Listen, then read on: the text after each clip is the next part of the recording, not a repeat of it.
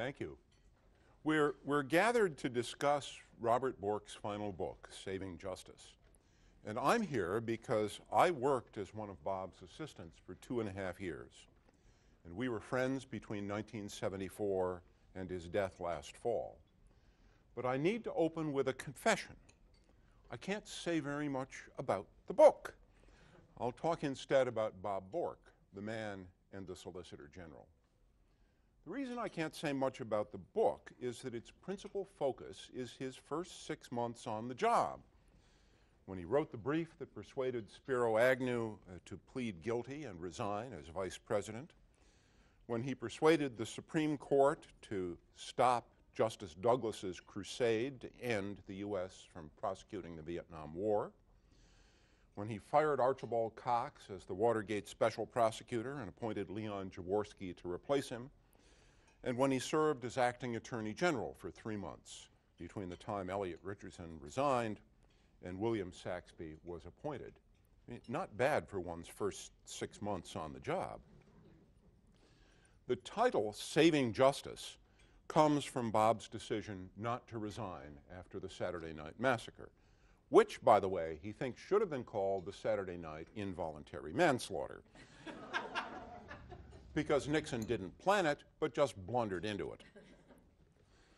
Bob believed that the president has the authority to control everyone in the executive branch and to fire insubordinate personnel.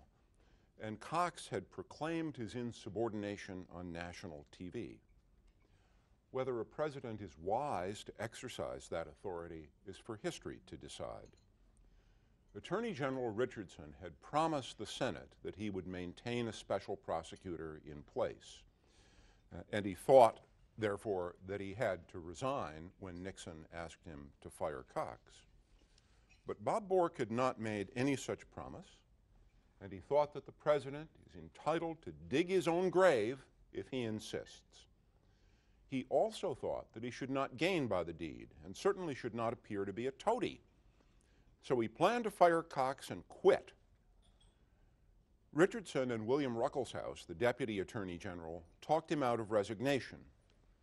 There was no line of succession in the Department of Justice after the Solicitor General.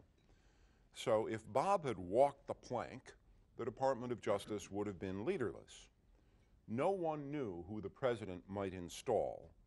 Richardson, Ruckelshaus, and Bork all feared that it would be a political shill, leading the Assistant Attorney General and much of the department's senior leadership to resign and crippling the department.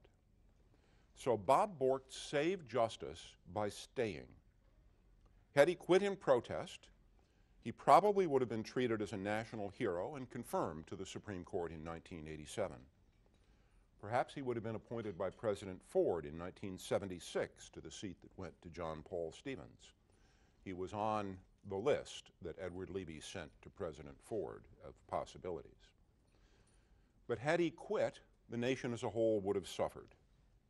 So he stayed in office, in the SG's office.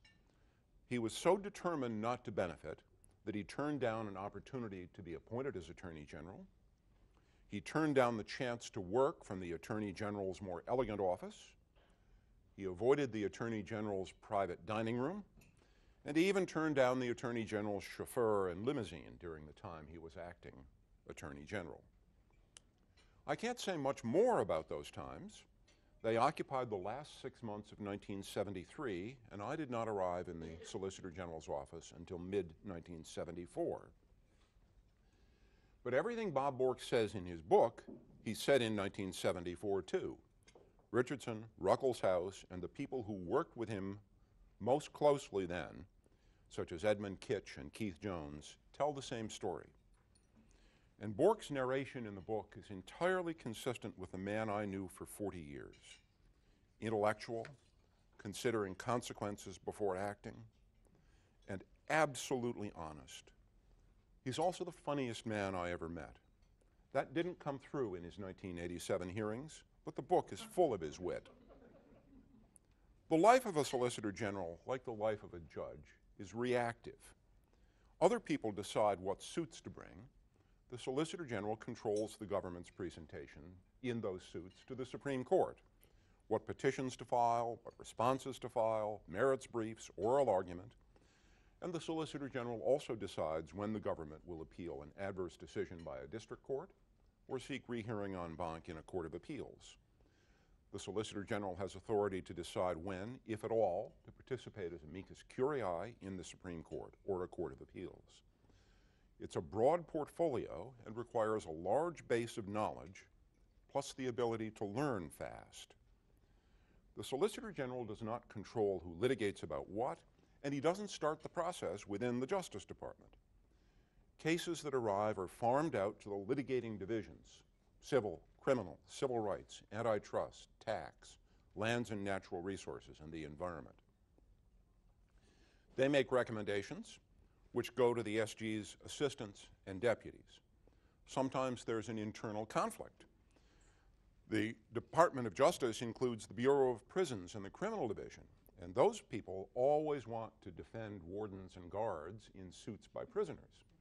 The Civil Rights Division tends to favor the prisoners. Somebody has to resolve those fights. Or an assistant to the Solicitor General may think that the Criminal Division's statutory theory of prosecution is weak. The Solicitor General has to resolve those issues personally.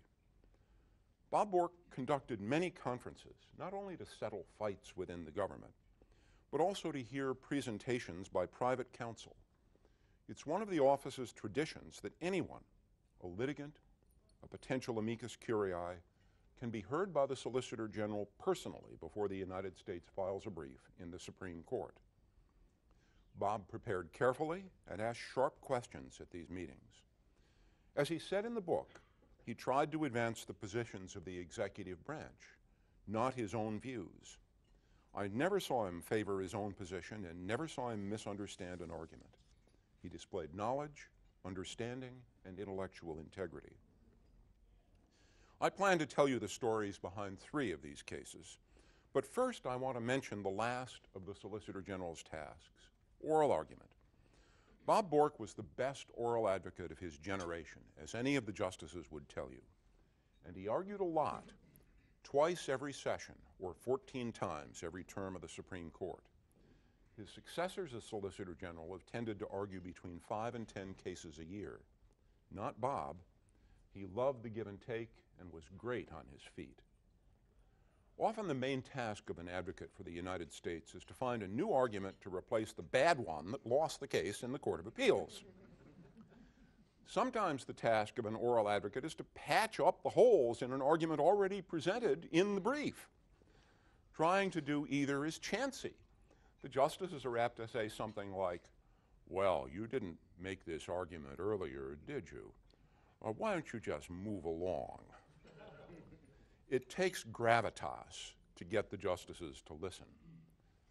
The first time I saw Bob in action, he had to paper over a very bad argument. Congress had taken over the bankrupt Eastern railroads, merging them to form Conrail and Amtrak. The railroads sued, contending that the law was an unconstitutional taking and should be enjoined. The lead argument in the brief filed by the United States, a brief that Bob, alas, had not vetted carefully because there hadn't been any conflict within the government before it was filed, was that Congress and the Interstate Commerce Commission had fiddled so often in the operation of railroads that the railroads just had no rights at all that they were entitled to rely on. The problem with this argument is that if it were to prevail, Congress could pass a statute abolishing the takings clause by claiming a right to do anything it pleased anytime it wanted with anyone and their property. No more takings. The justices weren't about to buy that. Well, Justice Douglas, perhaps. But no serious justice. Solicitor General Bork took the oral argument himself and scuttled the main position in the brief. He withdrew it on his feet and advanced a different position, that the Tucker Act would provide any compensation due, so the statutes could not be enjoined. All the takings clause does, after all, is provide money after the fact. That argument went well. The sponsor of the legislation in the House, Brock Adams, had been